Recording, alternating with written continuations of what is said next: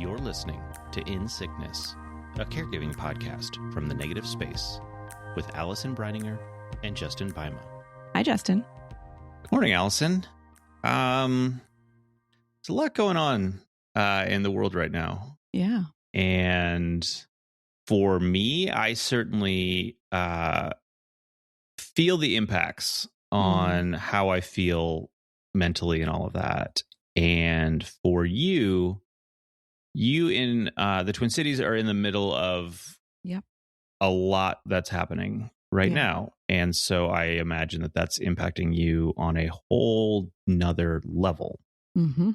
So, I think that the things that are happening around us in the world have an impact on us as humans. Mm-hmm. They have specific impacts on caregivers as well. And Is that something you want to talk about? Kind of how all this has been and et cetera? Sure. Yeah. It's so hard. It's really, it's like unspeakable. Right. I mean, so to paint a little picture, the Twin Cities, and you've been here, but St. Paul, Minneapolis, I'm in St. Paul, I'm 3 minutes from Minneapolis. We're right here. We're two big cities right next to each other. So, in the news, they always say, Minneapolis, right. This is all happening, but it's happening in both of our cities and in the suburbs. And so, and where we live in St. Paul, there's helicopters overhead constantly and has been for days, weeks now, probably. Something I want to note is that, like, for a lot of us who were here 6 years ago, during the murder of George Floyd, this is very triggering, right? Because it is very similar. The sounds, the news, all of it is very similar to what we went through 6 years ago. So just to kind of paint a picture of like what it's like here at this point, and all of these things that I'm going to say are firsthand accounts, not firsthand from me personally, because we are, and we'll get into that, but pretty like locked down ourselves. Right. But firsthand, like from people I know personally, right? Yep. This is not like, oh, well, the grapevine, right? These are like friends of mine. Yeah. So a friend who's a high school teacher where ICE showed up at the high school, and they showed up at dismissal time. So everyone was leaving. They tackled an education assistant, who was a person of color. Another education assistant went to help. They dragged him off. These are people who are in the moment saying, I am a citizen, I am a citizen, I am a citizen. And it doesn't matter. Yeah. They pepper sprayed the students who were out there. I have friends who are directors of childcare centers. ICE is going to the childcare centers because they're trying to get parents, they're trying to get staff. They're literally going door to door in some neighborhoods. They're going into Targets, like the Target, the store, and taking employees, taking shoppers. And really, this is all literally based on what racial profiling. Yeah, exactly. This is not like, oh, I know that XYZ person is undocumented and is currently walking in Target. That is not what's happening. That is, that might be happening in addition, but largely what's happening is we're at Target. We see a person whose skin is not lily white. Yeah. And then we're taking them. Right. And taking them to the detention center. And then, potentially later, like if people have the right things in place and whatever, they get out.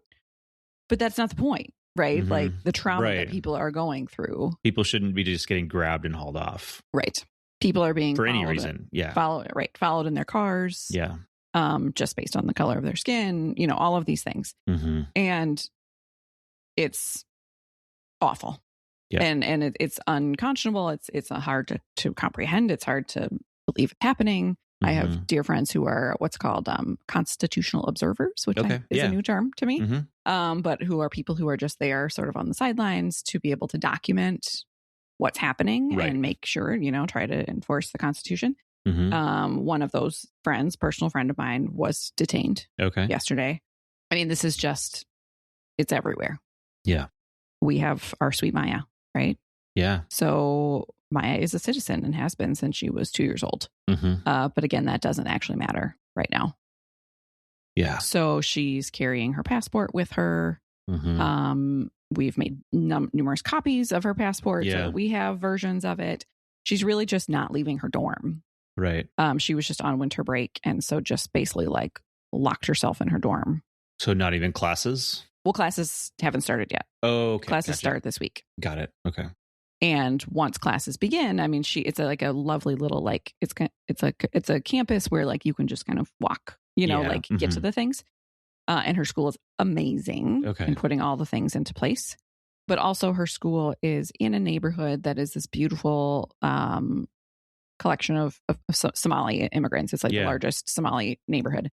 And so yesterday, a number of hate groups were gathering there to march on that neighborhood.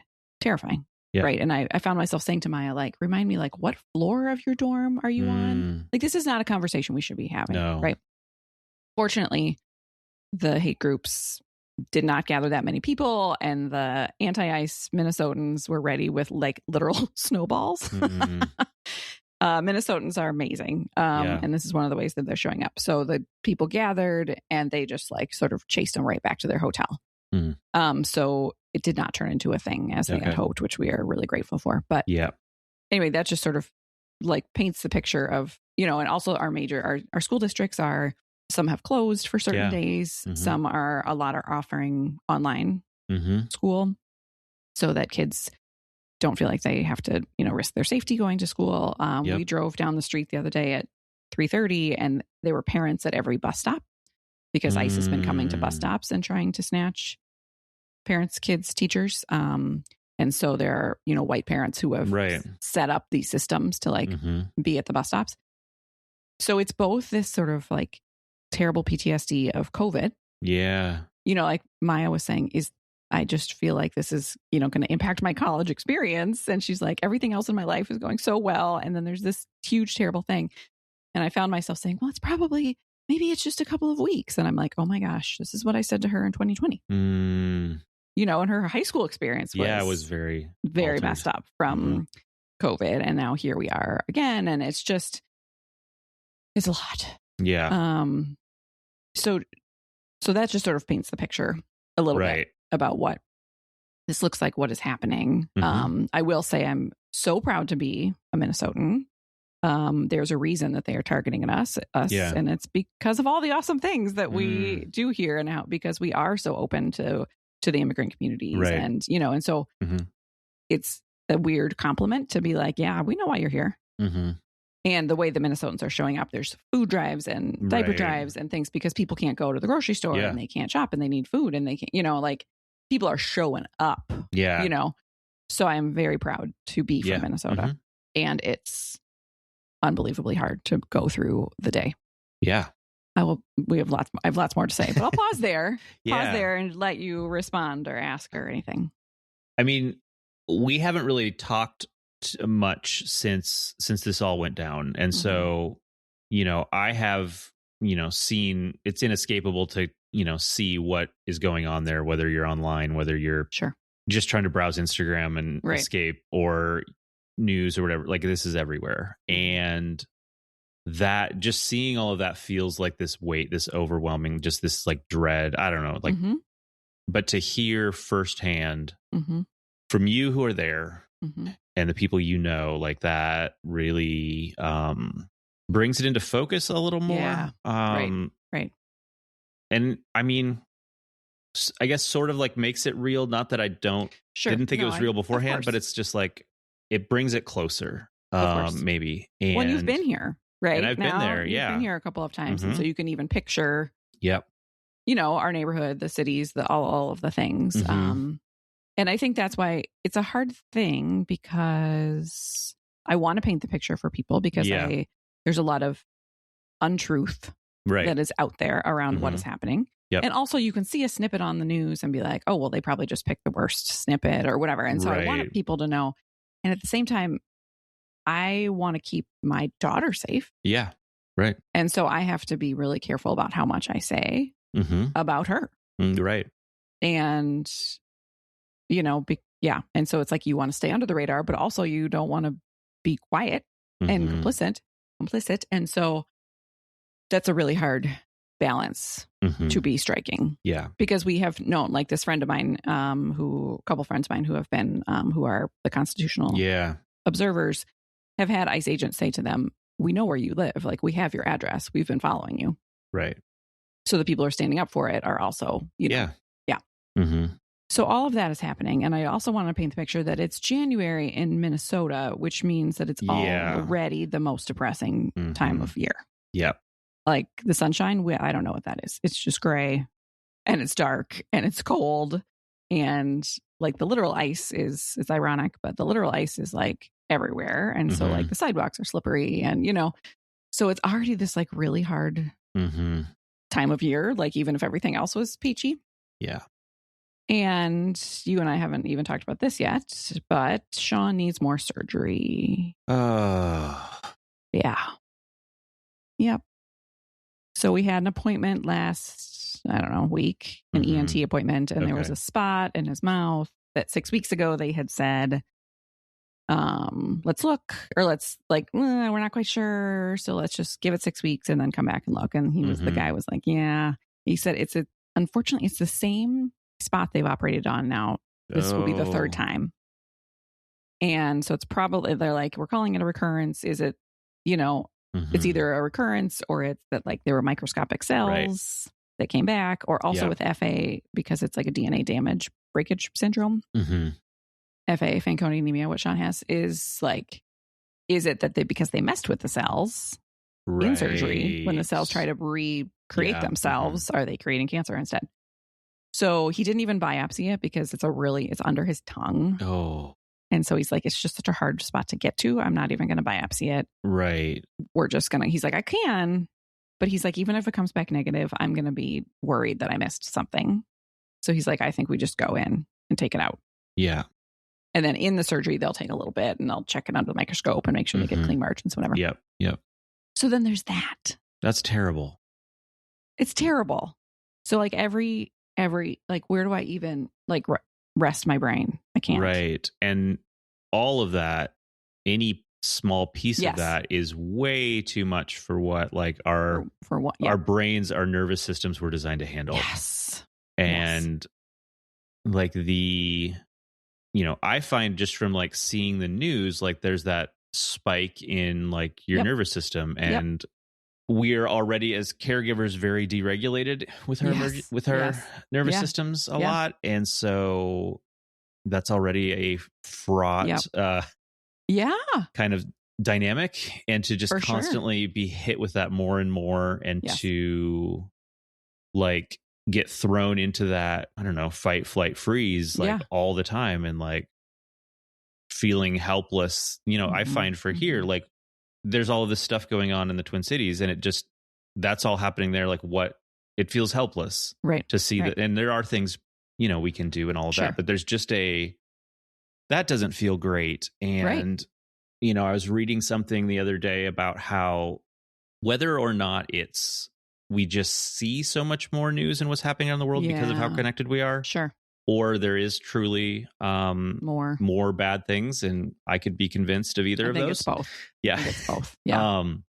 That people just don't have trouble like imagining a future, and they do have trouble imagining a future. Yeah. Just because there's nothing, it doesn't look like anything good can happen. Right. Like there's nothing, and just how like messed up that is, and the damaging to like your psyche. Yeah. So like humanity's not doing well right now. No, we are not. And you're right. When we think about hope, right? Or whatever. And we even think about like COVID. Yeah. So, I mean, you and I are not that old, right? Or even Maya. Maya's 19, not that old. Yeah. What her little self has gone through. Oh my goodness. And she's only 19. Right. Right. And what we have lived through. Yeah. Like, we were alive for 9/11. Right. Yep. Like we have gone through too many things for our age. Yeah. Like global things. Yeah. Like not even talking about caregiving. Right. Yeah. And so it's hard to be like, we'll get through this, because, and at the beginning of COVID, there was that moment. Yeah. We talked about it. Yeah. Where we were like, yeah, we're all together. Right. And we're collected, and we're all like, yes, we're in this together. And then after a while it split off and was like, wait a minute, we are not in this together. And I think that to me feels like one of the hardest parts of this moment in history is that it does not feel like all of us citizens are on the same page. Right. Against what is happening. And so it's not like at the beginning of COVID where it's like humans against virus. Right. It's not like humans against, you know, it's what humans is happening. against humans. It's humans against humans. And so that's what feels really, it's like this terrible thing is happening. And people that I know and love and live next to and all of that think this is okay. Like, what? Yeah. So that's what feels like almost the most disgusting and hard to swallow. Yeah. Is not just like all of us are band together against this terrible thing. No, it's like some of us are, and some of us are like, yeah, of course this should be happening. What? Yeah. Oh. So yeah, when you talk about our nervous system, I mean, just the hypervigilance. Yep. You know, we've talked about this so much. Like as a caregiver, I am hypervigilant. But now there's this extra layer of hypervigilance. Right. You know, like we are like literally the other night, Winston, the dog, was shaking. And I was like, why is he shaking? Because I had actually put my headphones in for once. And Sean said there were like loud bangs, like there were like flash bangs that they were doing at some of the areas where they were protests. Yeah. So, which sounds like fireworks. You know what I mean?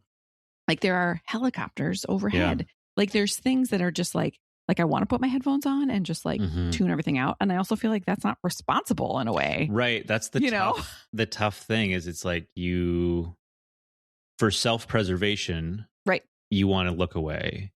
And for myself as a middle-class white male, you know, I am at about as low a risk as you could be in this country. And so like I have a very privileged position where I could choose to do that. Sure. There's a lot of people to look away, you mean? To look away, sure. to just not engage.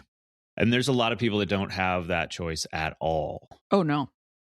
We're talking about how this is impacting us, and you're there. This is certainly impacting you a lot because you're there. But there are caregivers and people who are sick that are avoiding going to receive medical care and treatment. Who like at any moment, ICE could be at their door and, you know, or is ICE going to get on the road between there and the doctor? Are they going to be at the clinic? So, like we got a thing from our clinic that said like ICE is not allowed without warrants and whatever.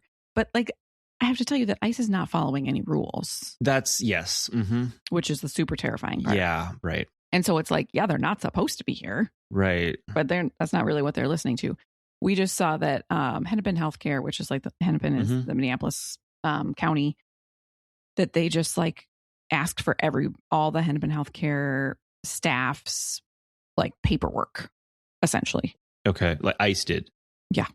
Or DHS or you know, like, like, whatever. So yeah, I mean, I have a personal friend who is a citizen, but is like from an immigrant family. Yeah. And so is from Southeast Asian descent and had an appointment at the Mayo Clinic. Now the Mayo Clinic is like 90 miles from here, through rural areas, and she has been advised like do not drive by yourself through rural areas, and so she has postponed for months. Yeah, you know, like medical care. We like even Maya has a prescription she needs to be picked up. She needs to pick up, and her pharmacy is like within walking distance, which we did on purpose. Yep. And I said, absolutely not. You will not walk to that pharmacy. She's like, should I drive to the pharmacy? And I was like, you know what? We are going to drive to the pharmacy. She's like, well, geographically, that does not make sense. I'm like, I don't care. It doesn't matter.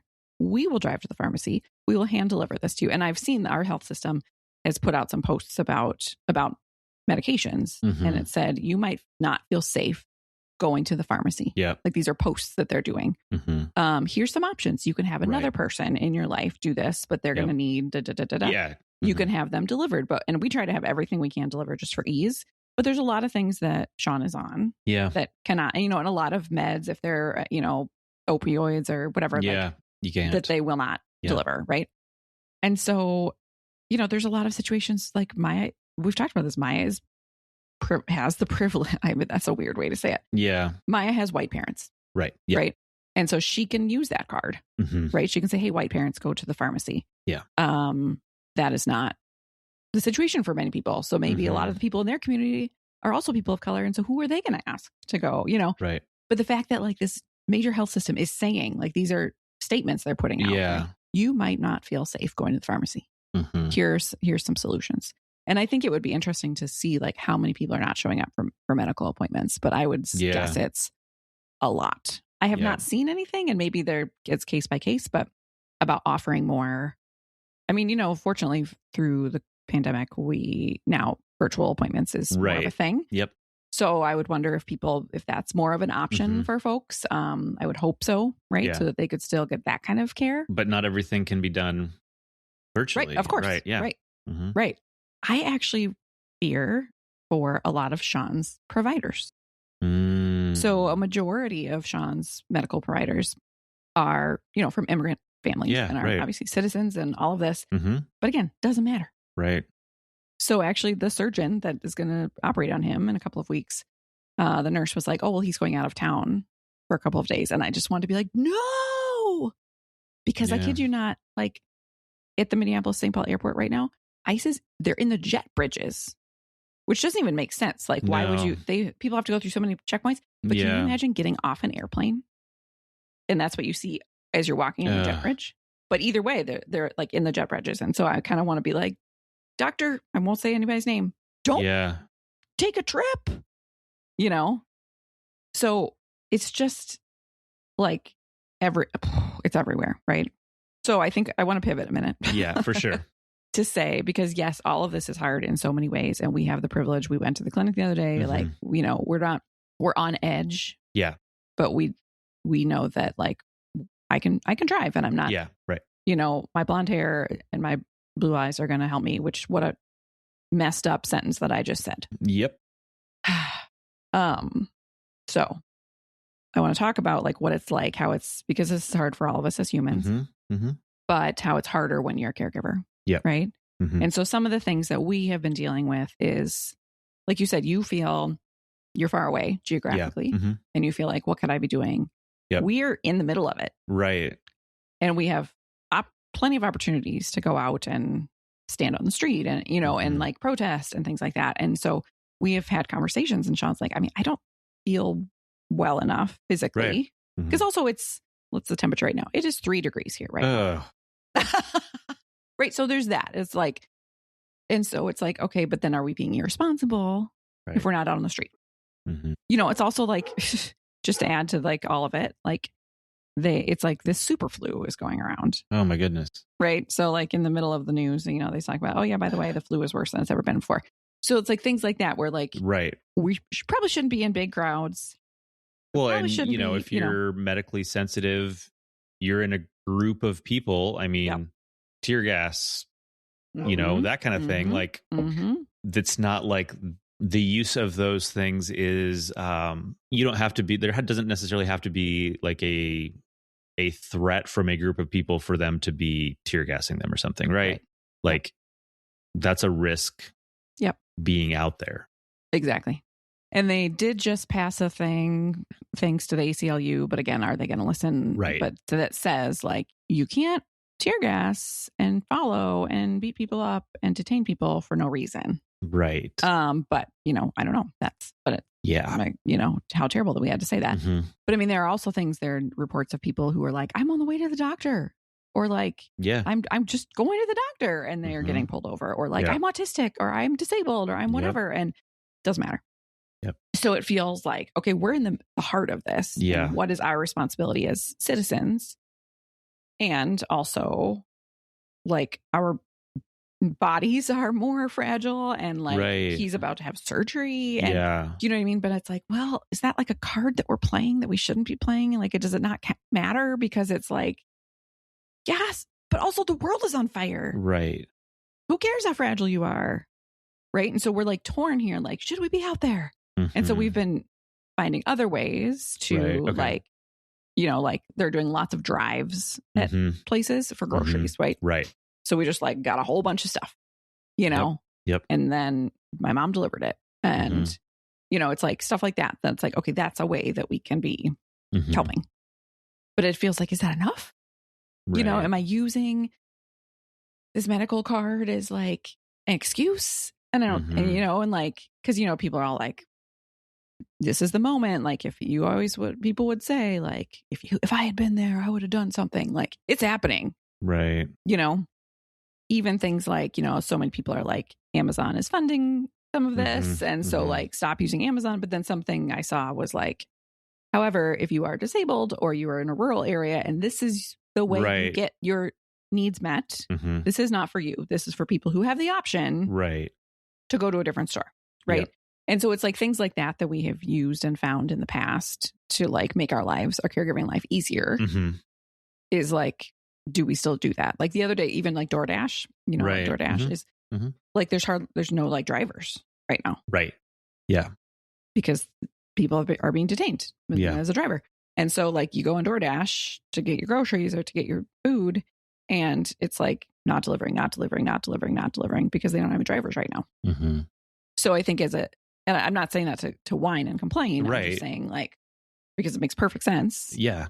And like as a caregiver, those are things that we had put in place to make life a little easier. Like to not be at the grocery store, to not have to go out and buy all that boost by ourselves, to be able to like have things brought, you know, delivered to us that are now like not an option or maybe not a wise option, you know? Yeah. I'll pause because I've been talking a lot. Not that you're supposed to have a good response to any of this, but I'm just saying like, I can imagine I don't even know the right word, but just being in a position where it feels like you don't have the health capacity, whatever it is, to be out on the streets trying to make a difference. And yet the gravity of what is happening and not knowing how to reconcile that. And I don't have an answer, obviously, that's going to like make that be able to reconcile that. Right. I do think that there is or should be more of an onus on the people who, for example, are not caregivers, who are not medically compromised, to carry some additional weight of the people who can't, right? And you probably will always feel guilty that you're not out there doing something, but like I think it's very understandable. But yeah, it's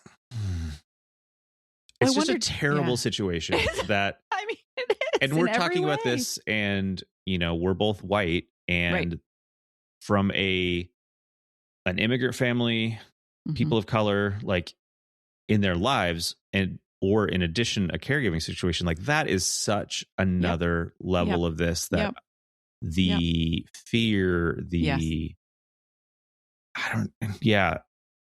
how you manage things day to day, how do you get groceries, and you've talked about people delivering them and things like that. And so one thing that when you were talking earlier that I thought about is when we talk about supporting caregivers, we try to emphasize that there is a very broad there's a lot of different ways you can help. Yeah. Right. There is shoveling snow. Sure. There is helping someone with their taxes. There is bringing people to appointments. Sure. There is dropping off dinner. There is just being a listening ear. And so I think that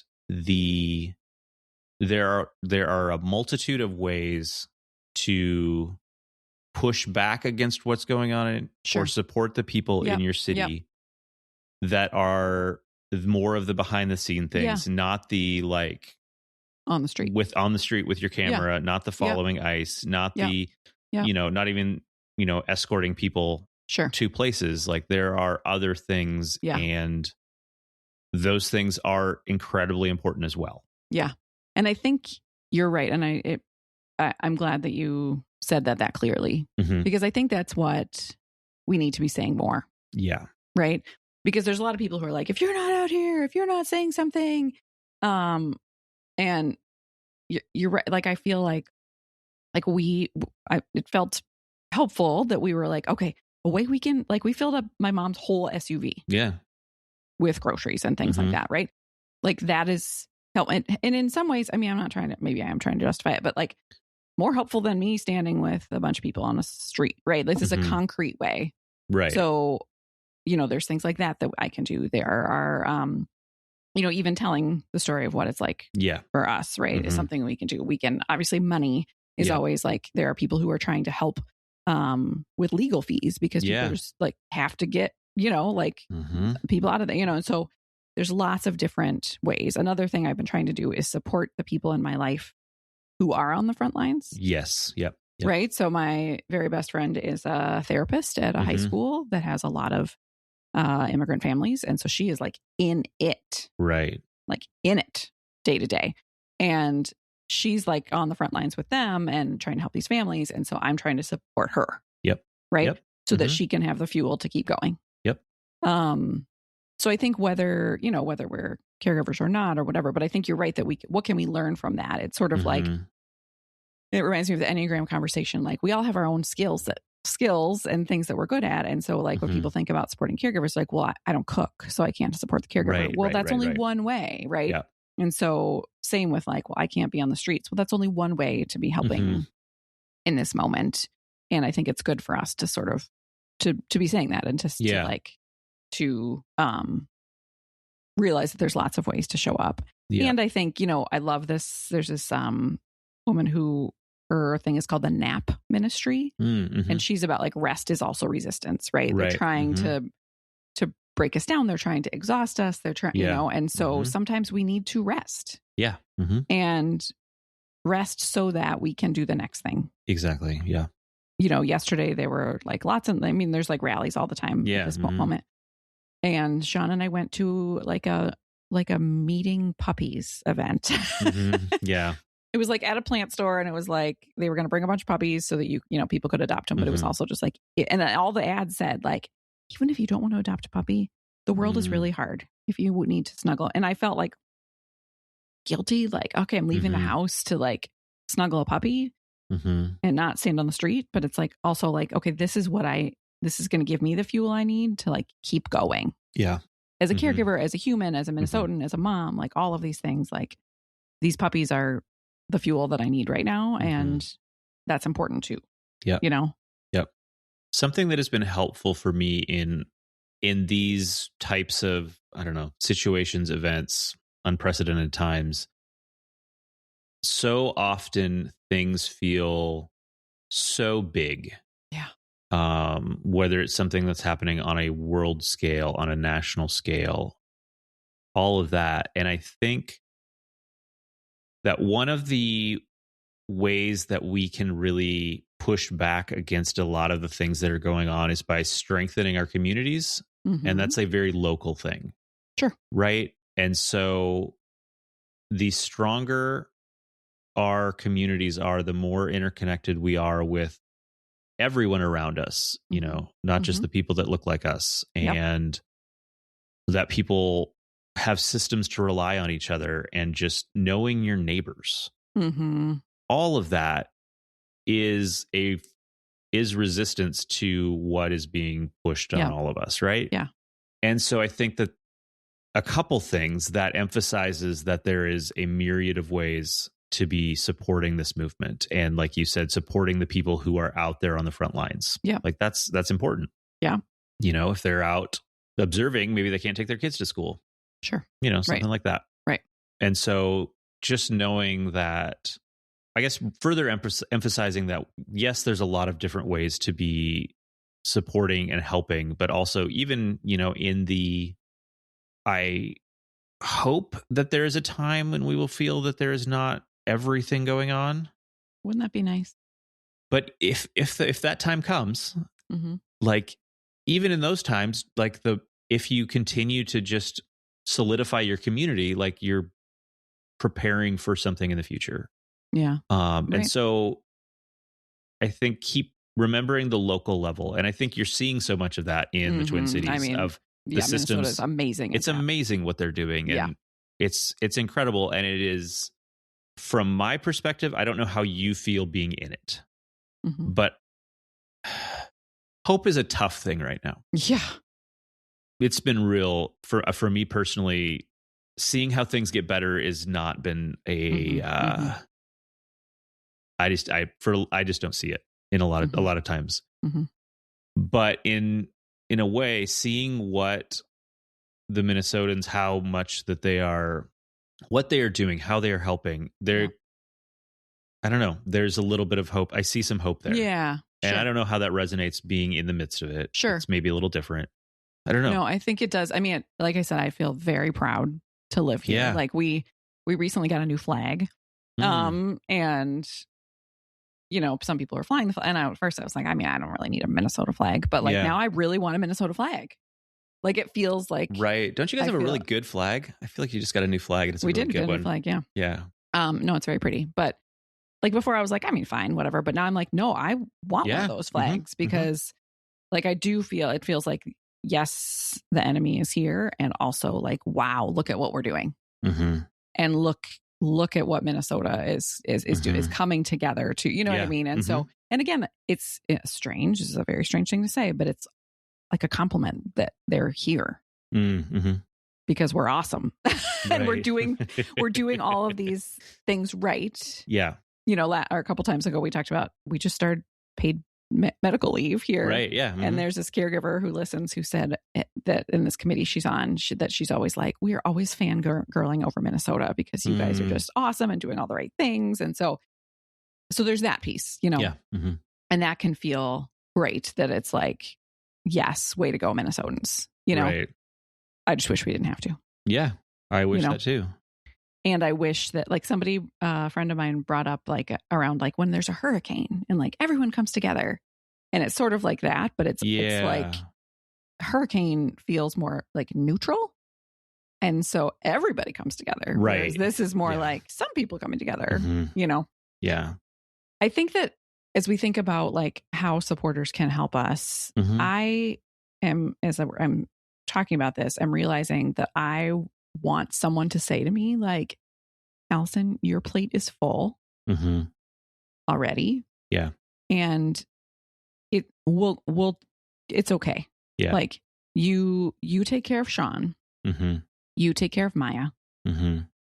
We'll take care of the city. You know what I mean? Like, it's okay if right now all you can do, which is a lot, is take care of Sean and take care of Maya. Yeah. And you don't need to be on the streets.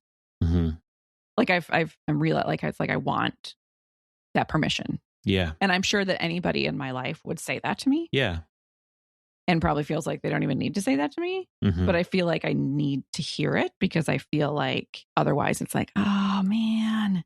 So like carrying all of this and living through it all and also feeling this guilt of like, we're not doing enough. We're not being loud enough. We're not being outside enough. We're not Right. And I kind of want to be like, but he's about to have surgery again. Like, Does it feel too a little bit like the caregiving stuff in your life is just lost in the noise of everything else that's going on? And not that it shouldn't be, but that just, your hard thing doesn't feel as important. Yeah, I don't. Yeah, sort of. Yeah. Because even like on our like social media, I'm sort of like, do I even like, is it irresponsible to say like, to take up that space kind of, and where are the, when these other things are happening? Yeah. Is it irresponsible to do a post around like we just said, like the other day I like pulled out a IV pole out of my closet again. And I was like, but it's like, okay, does that feel like nothing? Like, does that feel, but I think that's, what made me want to have this conversation too, is that like all around us, caregivers are continuing to do these hard things and schedule surgeries and finding new cancers and setting up IV poles. And that's still happening. And that's still really hard. Yeah. And we can continue to make space for that and talk about how hard that is and that it's doubly, triply, whatever hard because of what else is happening. Yeah, exactly. But it's true that I have felt like, sort of a pull of like, I don't know. I mean, it is important. Yeah. But is it that important? Like, does it feel irresponsible to talk about that thing when this other thing is happening as well? Yeah. Right. Right. So then that guilt of like, because that's part of what we're trying to do here at the Negative Space and at the podcast is like letting caregivers tell their stories and to say like, you're part of the story and you are important and it's important for you to share and to seek support. But it's sort of like, oh, can I like this dear friend of ours who is very supportive. Just texted last night. Was like, I'm making soup for you this week, which is so sweet and amazing and wonderful. And I'm grateful. And I'm also like, oh, should she be using her energy to make soup for somebody else, like that has it harder than me right now? And so it does. It feels really, because like you said, and I think we can't say it enough, you and I are in such privileged positions. And I mean, that's what it felt like the day that we were like gathering all these items to donate. Right.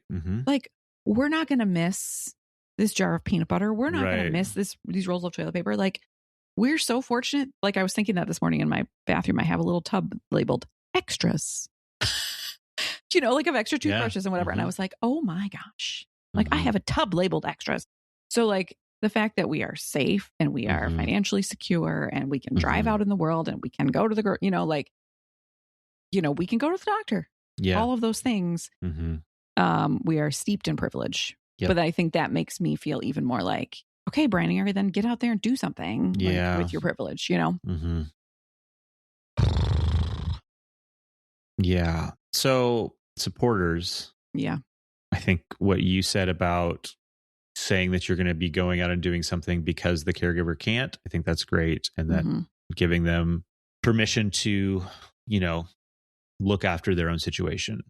Because I think part of that is if, as a caregiver, your plate is completely full. And if you add something, someone else is probably going to have to help pick up the slack. Or you're going to burn yourself out. But if someone else is having to support you additionally, right, that's people that could be supporting other ways. But I don't know. I think I guess what I want to say for supporters is you have caregivers that in your life, and you have learned a little bit about the challenges and difficulties around caregiving, and continue supporting the caregivers in your life, but also expand to think about the people who are in more precarious positions, who are just in more precarious positions, or maybe that and also caregiving. Sure. And how can you help in those settings? How can you help strengthen? How can they learn? Like they've learned from us about how to support people. And how can you then take what you've learned and help support other people too? The other people. Sure. So that's something. And I think too, like, if you are spending more of your energy supporting those impacted by everything that's going on with ICE, I don't know, how would it feel as a caregiver to have a conversation where it's like, I don't want you to think I've forgotten you, but this is where my energy is going right now. Oh, sure. So like if the friend who usually brings me soup is like, I haven't brought you soup for a while, it's because doing this other thing. Oh, yeah. Just to not feel abandoned, like for the people you're supporting to not feel like what happened. Sure. Yeah. And I mean, and I'm going to go back to just like supporting the caregivers in your life. That's strengthening your local community. Sure. Being available to stand at the bus stop. That's, like you said, that's important and strengthens your community. Getting to know your neighbors. Like, I think just the more we can do to, like, the way of the world, or at least in the United States, has driven so much isolation amongst people, right? Yep.